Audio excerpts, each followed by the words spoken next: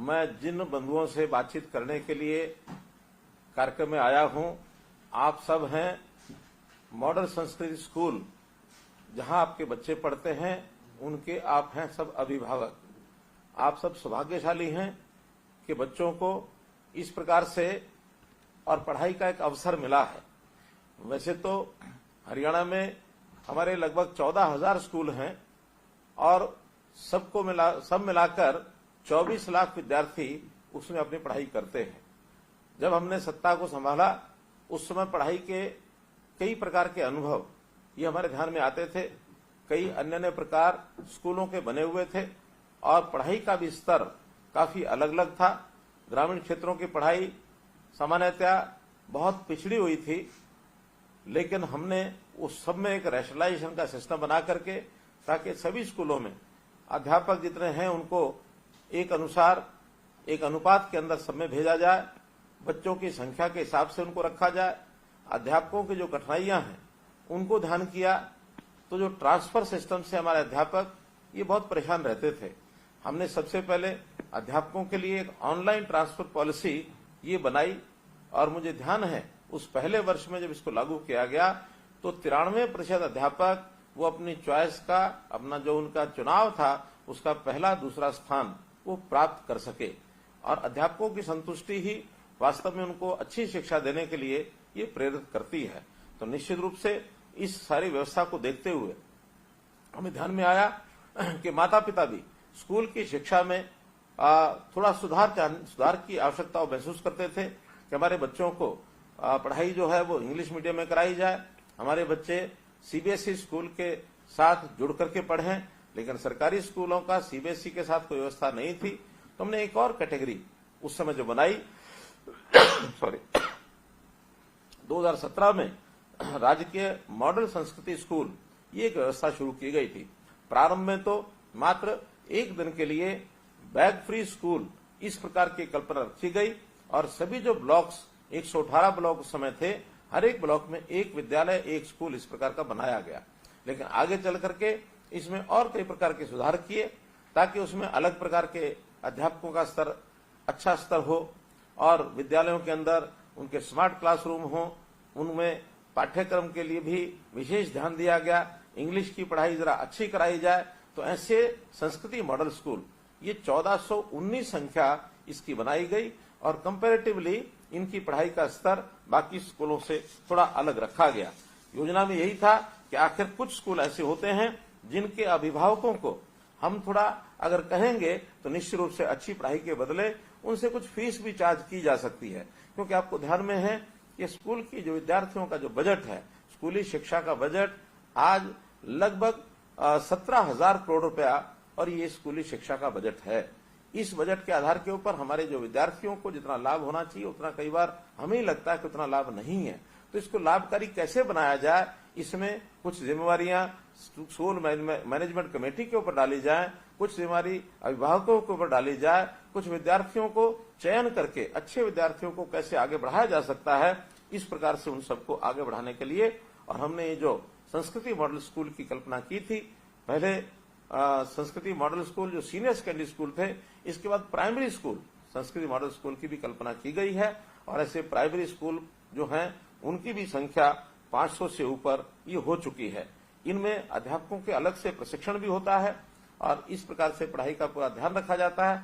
आपके सब बच्चे उन्हीं स्कूलों में पढ़ते हैं और हाँ, 1,80,000 रुपए से ऊपर की इनकम के जो परिवार हैं उनको ये भी कहा जाता है कि थोड़ा खर्च बच्चों के ऊपर अगर इन स्कूलों के माध्यम से भी करेंगे तो स्कूलों को भी लाभ होगा, बच्चे को भी थोड़ा उसकी मानसिकता ठीक रहेगी कि हर चीज मुझे मुफ्त में नहीं मिलती है।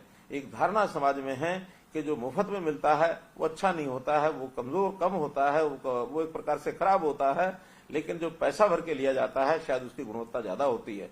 धारणा में कोई दम नहीं है, लेकिन फिर भी जो एक धारणा है उस अनुसार सरकारी स्कूल भी अच्छे स्कूल हैं, उनके अंदर अगर थोड़ी फीस रख के पढ़ाएंगे।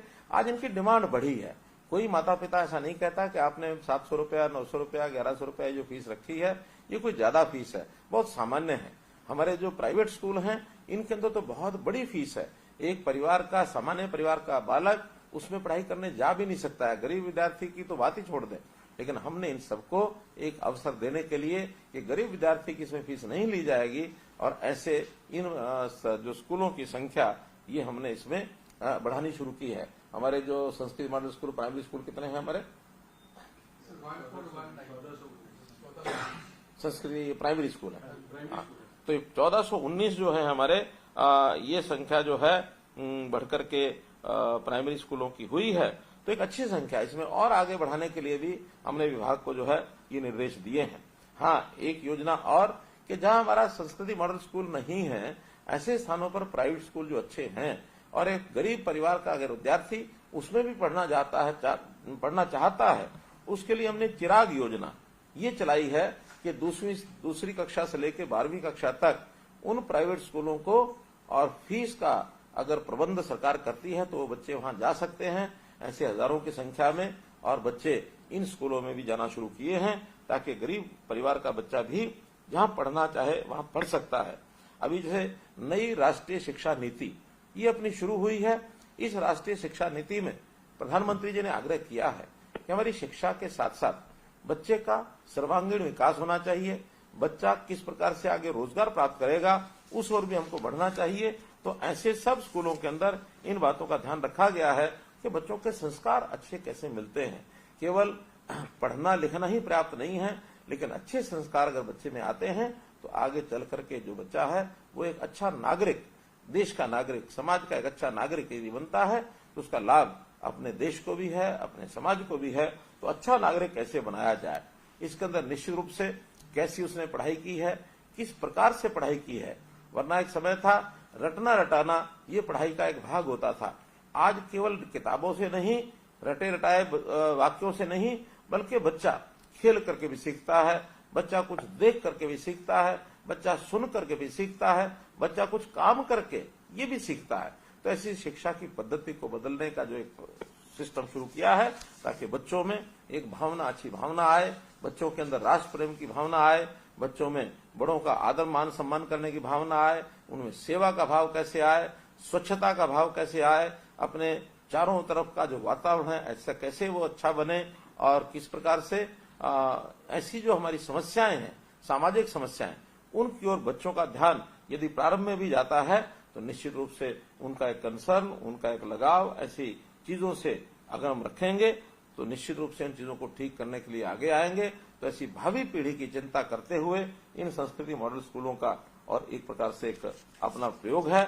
इन स्कूलों में हमने आधुनिक शिक्षा के नाते से बहुत से कमरे, इनको स्मार्ट क्लासरूम्स ये भी हमने बनाया है।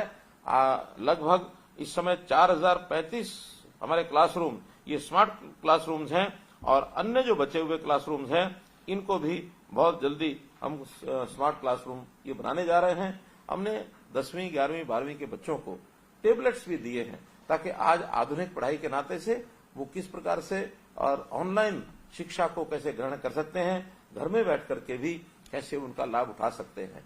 अध्यापक जो है वो हमारा एक प्रकार से शिक्षा में निश्चित रूप से उसका एक दायित्व होता है कि अपने बच्चों को शिक्षा अच्छी दे। अध्यापक अच्छा करते भी हैं, लेकिन वहीं पर हम चूंकि उन बच्चों के माता पिता के नाते से विचार करें, हमारा भी उतना ही दायित्व है, उससे कम नहीं है बल्कि उससे ज्यादा ही है, क्योंकि बच्चा ज्यादा समय घर पर रहता है और घर पर भी अगर उसको कहीं ना कहीं शिक्षा की ओर प्रेरित अगर हम नहीं करेंगे तो शिक्षा की ओर आगे नहीं बढ़ेगा।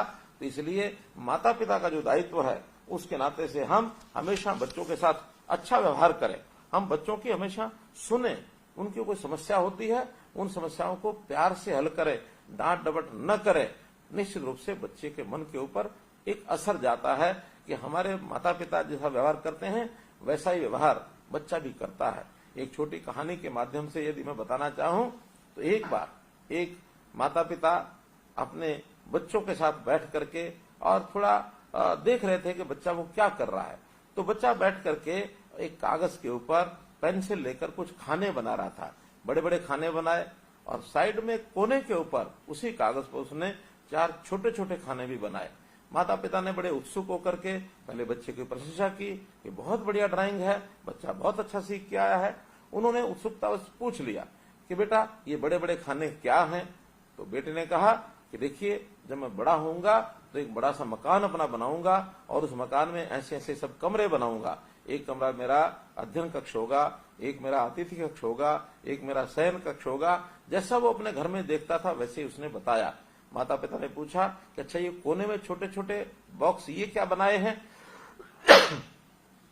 बच्चे ने बहुत ही एक ऐसे विश्वास के साथ, जैसे बच्चा सब कुछ सीखा हुआ है, उसने कहा कि देखिए जब मैं बड़ा हो जाऊंगा तो मैं इस मकान में रहूंगा और जब आप उसके बाद बूढ़े हो जाएंगे तो आप इन छोटे छोटे जो कमरे हैं ये आपके लिए हैं, आप इसमें रहेंगे। माता पिता ने पूछा कि हमारे लिए छोटे कमरे क्यों बनाए हैं? तो बच्चे ने कहा आज भी तो मेरे दादा दादी वो बहुत छोटे छोटे कमरों में कोने में तो रहते हैं। अगर दादा दादी को उस बच्चे ने देखा है तो वो समझता है, उसको संस्कार ऐसा मिला है कि बड़ा होने के बाद मैं यहाँ रहूंगा और मेरे माता पिता बूढ़े होने के बाद छोटे कमरों में रहेंगे। इसमें से माता पिता को भी ध्यान में आया कि बच्चा किस प्रकार से कैसे सीख जाता है। बच्चे की जो प्रारंभ में उसका जो दिमाग होता है पूरी स्लेट होता है, जैसा उसको पढ़ाएंगे, जैसा उसको दिखाएंगे, जैसा उसके साथ व्यवहार करेंगे, निश्चित रूप से वैसे ही वो बनेंगे। कई बार पढ़ाई के अंदर बच्चे का जो ध्यान होता है वो कम होता है, हम उसको डांटते हैं। बच्चे को पढ़ाई का तरीका ठीक से ज्ञान कराया जाए तो पढ़ेगा। हाँ, कई बार खेल खेल में भी बच्चा जो पढ़ता है उसको खेल के माध्यम से भी पढ़ना चाहिए। कभी कभी वो आदतें उसकी प्रारंभ में बचपन में कुछ बिगड़ने लग जाते हैं, मानो जैसे मोबाइल फोन है, इंटरनेट है, इसका दुरुपयोग करना शुरू करता है। ऐसी चीजों की पाबंदी जरूर रखनी चाहिए, लेकिन जिन चीजों से सीखता है उसके लिए हमको लगाना चाहिए। बहुत माता पिता अपने की बच्चे की परवरिश पर बहुत कई बार पैसा लगाते हैं और कभी कभी तो इतना दबाव बनाते हैं कि बच्चा एक साथ सब कुछ सीख जाएगा और सब ज्ञान लेकर के और सबसे आगे बढ़ जाएगा। ऐसे दबाव में भी बच्चा कई बार विकसित नहीं होता और विकास उसका रुक जाता है। ऐसे एक साथ सब काम करने के तो कई बार अनुभव बहुत खट्टे होते हैं। काम हमेशा शनय शनय क्रम से धीरे धीरे स्टेप बाय स्टेप करते हैं तो बहुत अच्छा काम खड़ा होता है, सफलता मिलती है। इसको भी मैं एक बार एक कहानी के माध्यम से आपके सामने रखना चाहता हूं। हमने शिवाजी महाराज का नाम सुना है।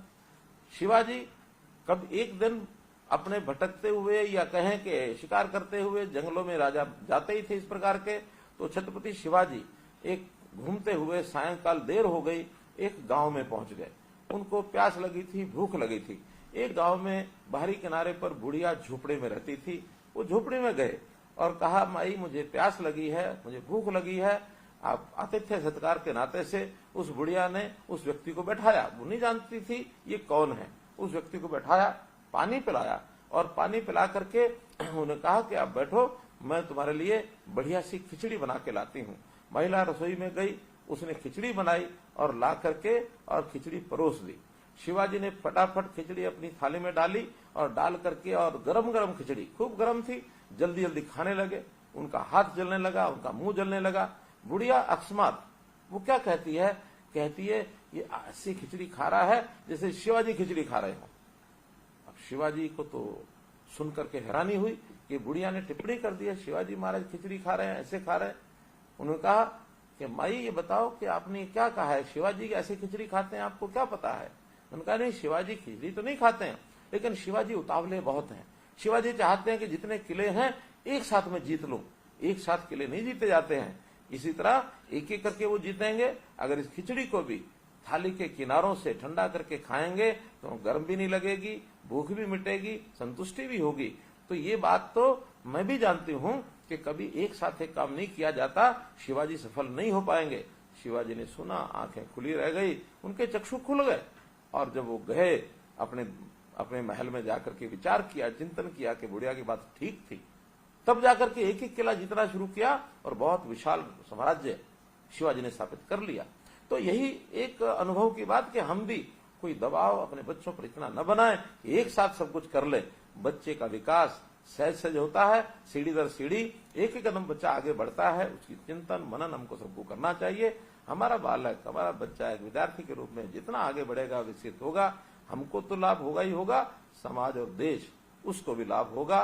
तो निश्चित रूप से हम सरकार के नाते ये जो संस्कृति, जितने भी मॉडल स्कूल हैं, इन मॉडल संस्कृति स्कूलों में, चाहे हमारे प्राइमरी स्कूल हैं अथवा सीनियर सेकेंडरी स्कूल हैं, उनमें बहुत सी व्यवस्थाएं हमने खड़ी की हैं और भी आगे इसमें बढ़ाना चाहते हैं। हमने एसएमसीज बनाई हैं, स्टेट स्कूल मैनेजमेंट कमेटी, और स्कूल मैनेजमेंट कमेटी के जिम्मे लगाया है कि अपने विद्यालय हैं उनका वातावरण कैसे अच्छा हो, उसमें छोटी मोटी कमियां उसको कैसे दूर करें। हमने हर एक विद्यालय की एसएमसी को ये कहा कि वहां पर छोटी छोटी चीजों की व्यवस्थाएं, उसका एक बजट बनाइए, वो वीडियो के माध्यम से आप सरकार को भेजिए, उसके ऊपर 2 लाख, 5 लाख, 10 लाख, 20 लाख, 25 लाख वहां तक खर्च अपने आप करिए। एक सीमा 25 लाख तक किस लिए की है कि अनाप शनाप बिल न बना दें, ताकि हम सब जो एसएमसीज के लोग हैं, जिसमें अभिभावक भी हैं, सब मिलकर के उस विद्यालय की व्यवस्थाएं, मानो विद्यालय को रास्ता वो ठीक जाता कि नहीं जाता है, पक्का है कि नहीं है, उस विद्यालय में पानी पीने का इसकी व्यवस्था है कि नहीं है, शौचालयों की व्यवस्था ठीक है कि नहीं है, वहां स्वच्छता सफाई होती है कि नहीं होती है, वहां की चारदीवारी बनी है कि नहीं बनी है, वहां रंग रोगन हुआ है कि नहीं हुआ है, वहां की बिजली लाइट ठीक है कि नहीं है। ऐसी सामान्य जो इंफ्रास्ट्रक्चर की व्यवस्थाएं हैं, डुअल डेस्क बच्चे जिस पर बैठते हैं, बेंच डेस्क, इसकी व्यवस्था वहां है कि नहीं है। ऐसी सब चीजों को करने के लिए हमारे विद्यालय के जो स्कूल प्रबंध समितियां हैं वो अच्छा काम करेंगी, वातावरण अच्छा होगा, शिक्षा में सहायक होंगे। ये तो इस प्रकार का काम आप कर ही रहे होंगे, नहीं तो आज ही अपने विद्यालय की व्यवस्थाओं को आप संभालिए, इसमें अच्छे काम करिए और बच्चों की पढ़ाई को उनको आगे बढ़ने के लिए प्रेरित करिए। मुझे आपसे इतनी ही बात आज करनी थी। निश्चित रूप से आपके कोई भी सुझाव अगर अच्छे होंगे उसके अनुसार हम काम करेंगे, मैं आपको विश्वास दिलाता हूं। बहुत बहुत धन्यवाद, बहुत बहुत आभार।